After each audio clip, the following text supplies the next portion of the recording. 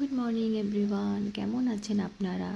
আজকে সকাল সকাল ব্রেকফাস্টটা সেরে আমরা বেডিং নিয়ে গাঙ্গনি থেকে বেরিয়ে পড়লাম মোম্বাসার জন্য। পুচকু কিছু খায়নি দেখে ওর ব্রেকফাস্ট আমি সঙ্গে করে নিয়ে নিয়েছি। মোম্বাসায় পৌঁছে গেলাম একটা কফি শপে কফি খেতে। বাচ্চারাও দেখে শুনে ওদের পছন্দ মতন খাবার নিয়ে খেয়ে নিল। তারপর আমরা এগোলাম আমাদের নতুন ঘরের দিকে, যেখানে আমাদের বেডিংগুলো আগে থেকেই পৌঁছে দেওয়া হয়েছিল। এই ঘরটা কোম্পানি দিয়েছিল, কিছু সামান কোম্পানি দিয়েছিল, কিন্তু সব কিছু কোম্পানি দেবে না। তাই এসি আলাদের ডাকা হয়েছিল এসি লাগাবার জন্য।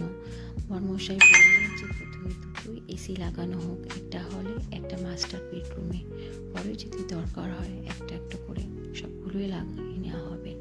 By everyone.